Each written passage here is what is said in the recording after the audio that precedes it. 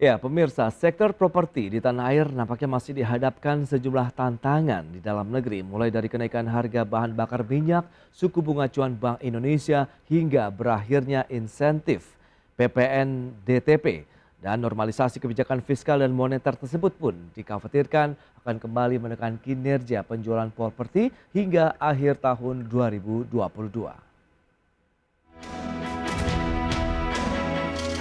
Meski pandemi COVID-19 sudah mulai mereda, namun dunia usaha di tanah air masih dihadapkan sejumlah permasalahan. Mulai dari kenaikan harga bahan bakar minyak atau BBM, suku bunga acuan Bank Indonesia, hingga berakhirnya kebijakan insentif pajak pertambahan nilai ditanggung pemerintah atau PPN DTP. Dan salah satu sektor yang terdampak adalah properti, sebab normalisasi kebijakan fiskal dan moneter tersebut dikhawatirkan akan menekan kinerja penjualan properti. Bank Indonesia dalam 3 bulan terakhir secara agresif telah menaikkan suku bunga acuan BI 7 Days Reverse Repo Rate. Terakhir, Bank Sentral menaikkan suku bunga acuan sebesar 50 basis poin menjadi 4,75%, dari sebelumnya bertahan di 3,5%. Adapun langkah Bank Sentral menaikkan suku bunga guna mengendalikan tekanan inflasi dan menjaga nilai tukar rupiah mengalami depresiasi.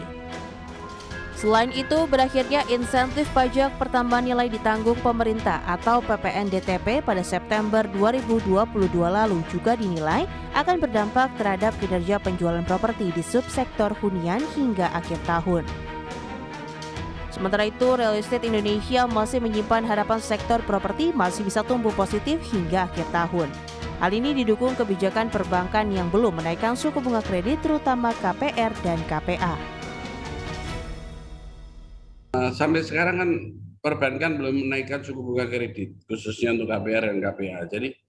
Dan bahkan mereka masih berani memberikan penawaran terhadap developer lock bunga untuk 1 tahun.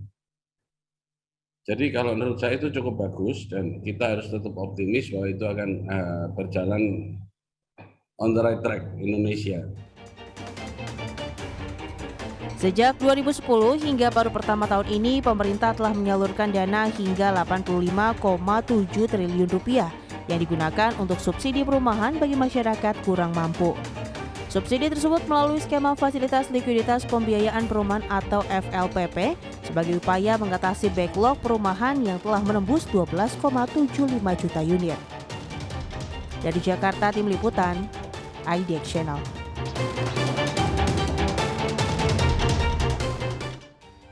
Baik pemirsa, untuk membahas tema menarik kita hari ini, sektor properti di antara tekanan ekonomi domestik dan global, kita sudah tersambung melalui Zoom bersama dengan Bapak Bambang Eka Jaya. Beliau adalah Wakil Ketua Umum DPP Real Estate Indonesia. Halo, selamat pagi Pak Bambang.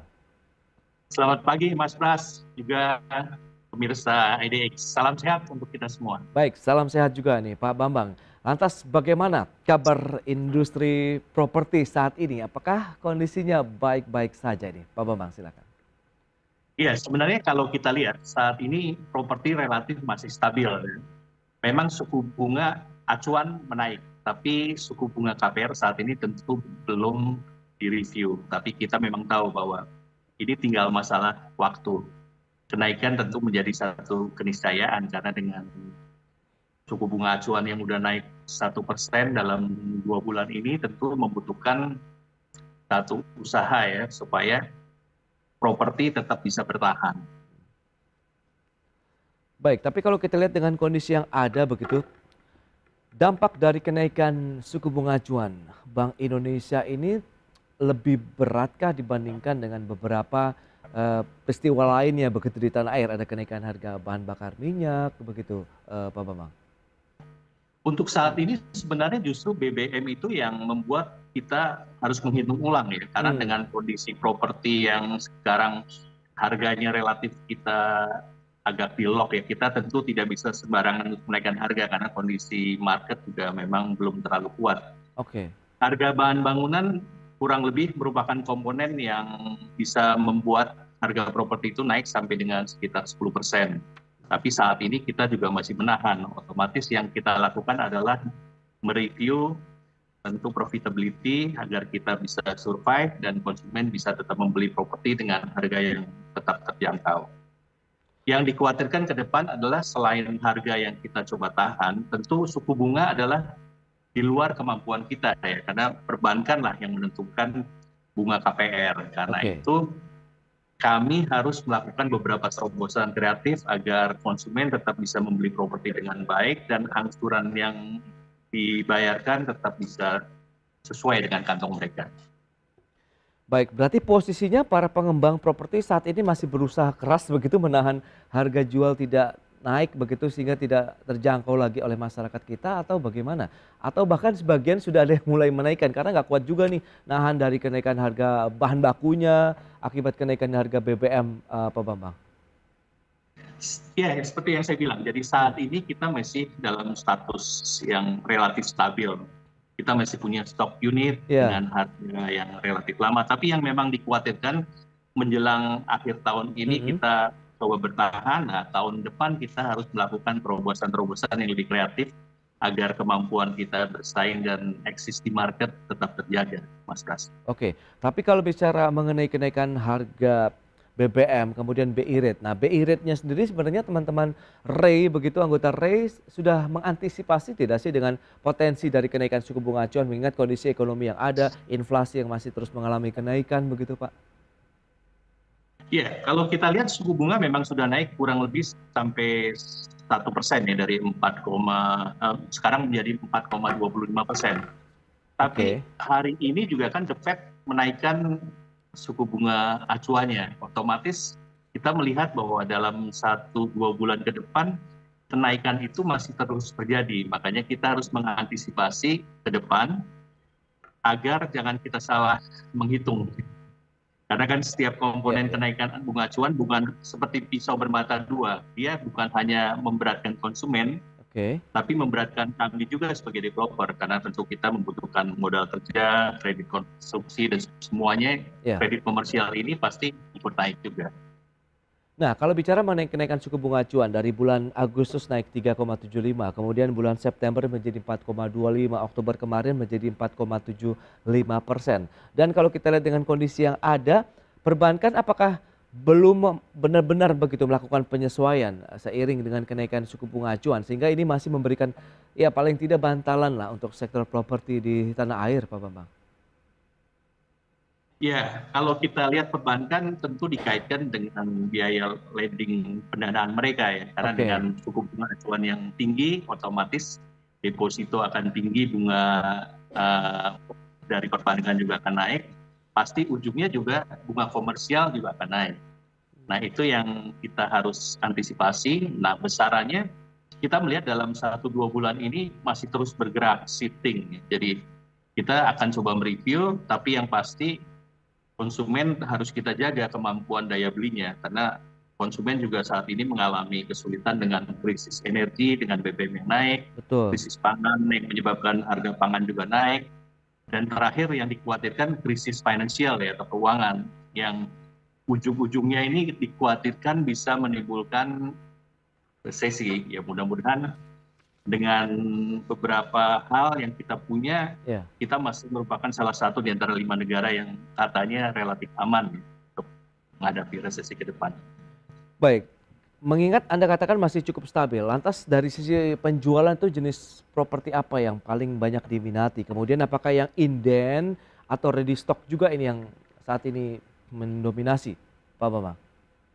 Kalau kita bilang rumah inden itu adalah menjadi backbone dari bisnis properti karena kalau kita membangun semuanya dengan seperti di beberapa aturan di beberapa negara lain ya, Oke. kan mereka mengharuskan kita harus ada bangunan baru dijual. Nah itu memang agak berat karena cost of money di Indonesia kan relatif tinggi. Oke, Jadi kita lebih dari 80% mengandalkan rumah inden. Sisanya sekitar 20% adalah rumah-rumah stok. oke, itu dia 80%-an, kemudian sekitar ready stock-nya 20%-an. Dan ini menjadi suatu hal yang lumrah begitu ya, menjadi bisnis properti saat ini. Lantas bagaimana dengan daya beli masyarakatnya saat ini, Pak Bambang? Nah, hal itulah yang harus kita jaga. Makanya ke depan tentu ada berbagai hal yang harus kita pikirkan. Salah satunya mungkin kita bisa melakukan dalam tanda petik subsidi bunga untuk misalnya 3 tahun dengan fixed rate yang kita bantu sehingga Oke.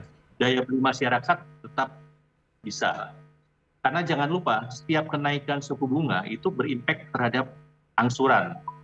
Saya coba hitung-hitung, kalau misalnya kita mengambil 100 juta dalam tenor sekitar 10 tahun misalnya, Oke, setiap kenaikan 1% itu membuat impact kira-kira sekitar 5% dari nilai angsuran. Jadi Mas Pras bayangkan kalau nanti terjadi kenaikan sampai 2% atau lebih, kan artinya kenaikannya bisa menjadi 10% dari nilai angsuran.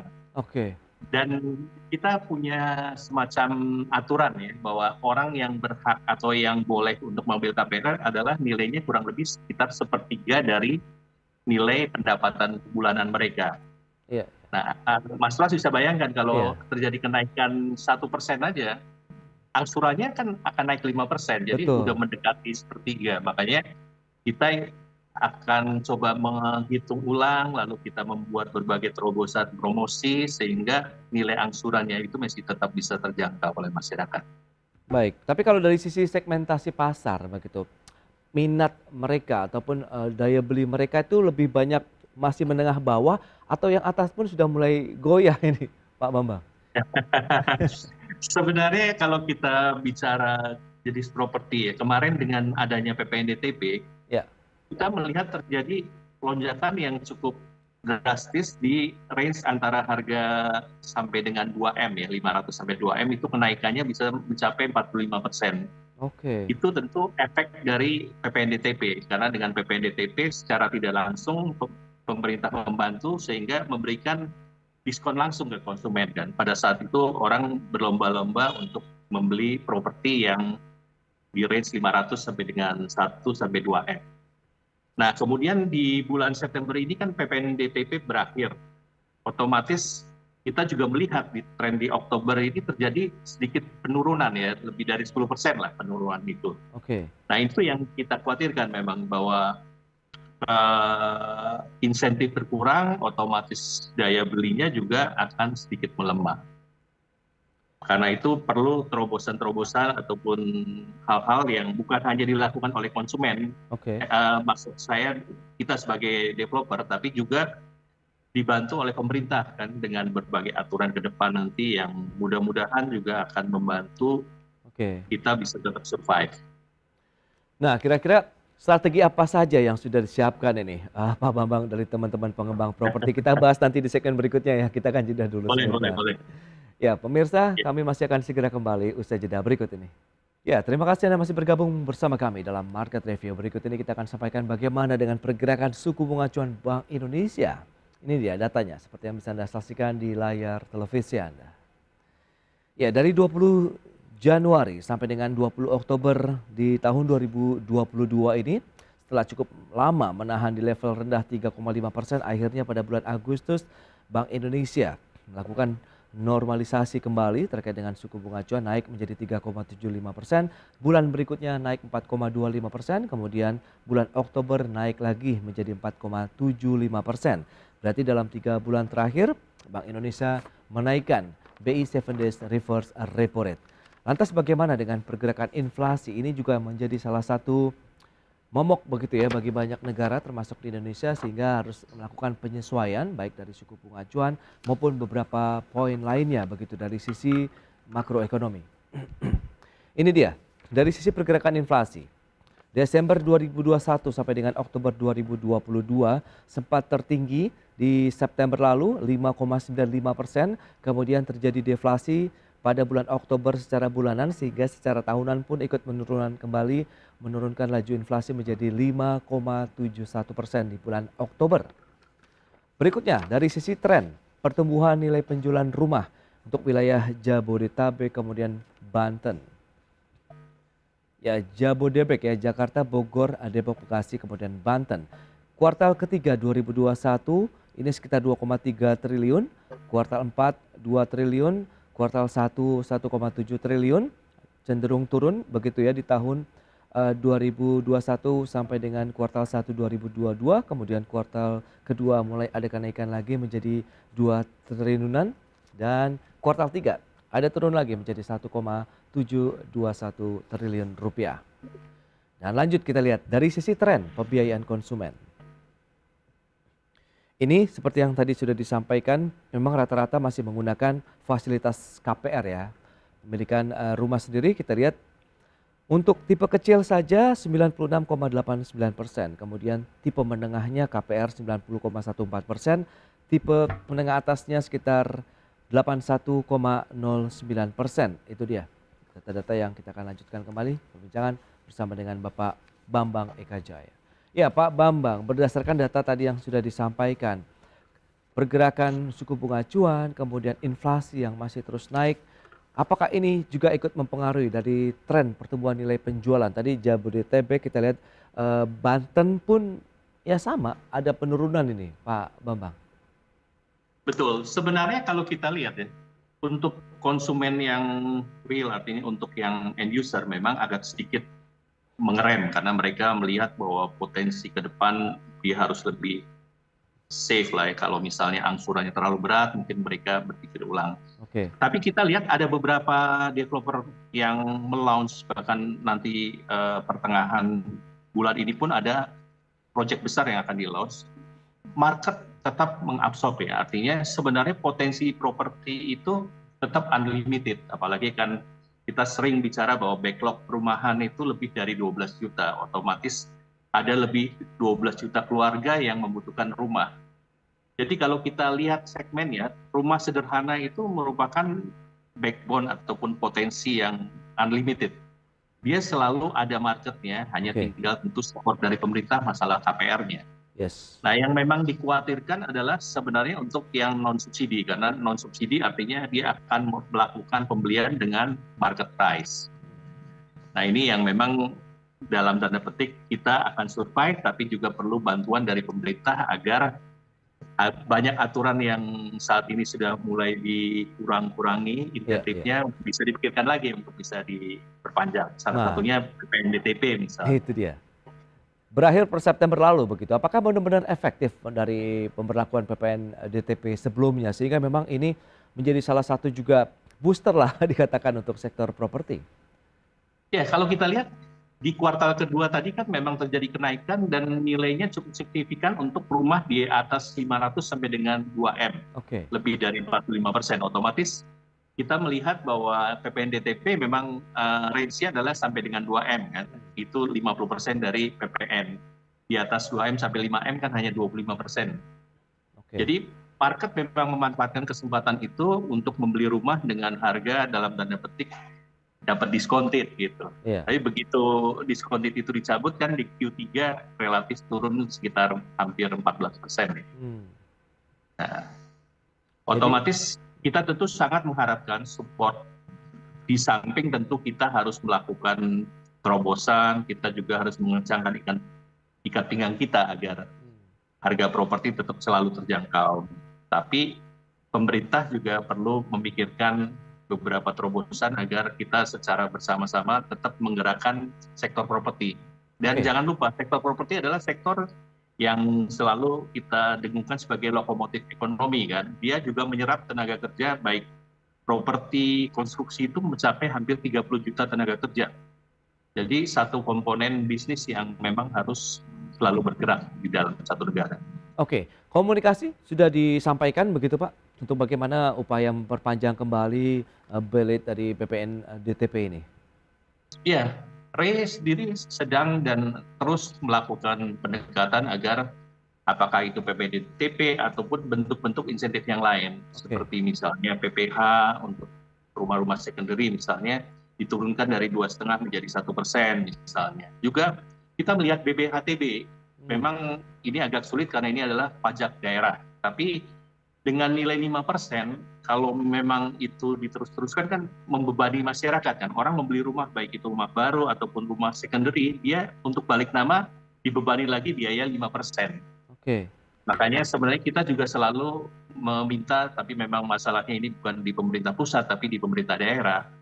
Itu bisa menurunkan apakah BBHTB itu mengikuti PPH yang dari 5% menjadi 2,5%. Otomatis kan ada diskontit sekitar 2,5% pembelian properti. Selain itu juga kita melihat salah satu komponen properti yang cukup besar dan menggerakkan ekonomi tapi agak lemah adalah yang di atas 5M, artinya properti high end. Nah itu sekarang praktis agak mati suri dalam tanda petik. Nah kita melihat pemerintah sudah melakukan banyak terobosan, salah satunya undang-undang yang dimasukkan dalam Cipta Kerja untuk kepemilikan asing, tapi dalam pelaksanaannya kan memang belum bisa teraplikasi dengan baik. Oke. Nah, tapi kita melihat ada satu tren ataupun tanda-tanda positif dari pemerintah. Salah satunya kemarin melalui Dirjen Imigrasi, mereka mengeluarkan satu peraturan mengenai second home visa. Jadi ekspatriat ataupun orang-orang pendatang orang asing bisa masuk ke Indonesia dengan ketentuan dan persyaratan yang diatur oleh undang-undang. Mereka bisa mendapatkan visa sampai dengan 10 tahun. Otomatis kalau itu berjalan dengan baik, itu potensi yang sangat besar, baik itu mungkin di Bali, di daerah-daerah wisata, ataupun di daerah-daerah bisnis kan. Artinya banyak pengusaha, mungkin juga orang yang ingin mengembangkan bisnis di Indonesia, mereka masuk ke Indonesia dengan waktu 10 tahun, pasti mereka akan mencari properti, apakah dia menyewa ataupun membeli. Nah ini juga satu potensi yang bisa kita garap, supaya pasar itu bergerak secara lebih merata, bukan hanya rumah sederhana tapi sampai ke perumahan menengah ke atas. Itu berarti harapan ya dari teman-teman pengembang begitu ya terhadap pemerintah dari sisi support PPNDTP kalau bisa diperpanjang lagi sampai dengan akhir tahun, kemudian PPHTP-nya kalau bisa turun ini terutama untuk pemerintah daerah dari 5% menjadi 2,5%, dan tadi peluang dari second home visa ini bisa mengangkat lagi kinerja penjualan properti khususnya rumah-rumah mewah, dalam artian berarti di atas mungkin 4 sampai dengan 5 miliar rupiah begitu ya Pak Bambang ya? Untuk rumah itu ada dua ya sebenarnya. Kalau rumah artinya rumah susun atau apartemen itu mulai dari 5M ke atas untuk orang asing, sedangkan landed house itu mulai 10 miliar ke atas. Oh, berarti memang angka ini yang sedang digodok lagi kan di Undang-Undang Cipta Kerja. Poinnya adalah sebenarnya begini, kalau orang asing membeli kadang-kadang ada ketakutan di Indonesia, wah negara kita atau tanah air dijual. Sebenarnya properti itu tidak pernah bisa dijual, yang dijual hanya kepemilikannya, hak kepemilikannya, karena fisiknya tidak akan pernah bisa berpindah dari bumi Indonesia. Betul, itu mungkin yang menjadi salah satu kaitannya beberapa hal lah ya begitu yang dicemaskan masyarakat. Tapi kalau misalnya ini menjadi peluang, Anda harusnya bisa segera menangkap peluang ini begitu ya Pak Bambang ya? Betul. Iya Pak. Dan kita melihat peluang ini juga bukan merupakan ancaman ya, karena kekhawatiran orang kan asing akan membeli, harga akan naik. Padahal kita kan mengatur itu hanya untuk 10 miliar ke atas. Oke, itu dia. Semoga nanti ada win-win solution lagi ya dengan adanya kebijakan dan insentif yang tadi diharapkan juga bisa ketemu nih, nanti bisa duduk bersama dengan pemerintah sehingga diharapkan akan ikut mendorong lagi kinerja dari sektor properti di tanah air. Pak Bambang, terima kasih banyak atas waktu dan juga sharing yang Anda sampaikan untuk pemirsa IDX Channel pada hari ini. Selamat melanjutkan aktivitas Anda kembali. Salam sehat Pak Bambang. Tetap semangat. Ya. Baik pemirsa, 1 jam sudah saya menemani Anda dalam Market Review. Saya Prasetyo Wibowo beserta kerabat kerja yang bertugas undur diri. Terima kasih dan sampai jumpa.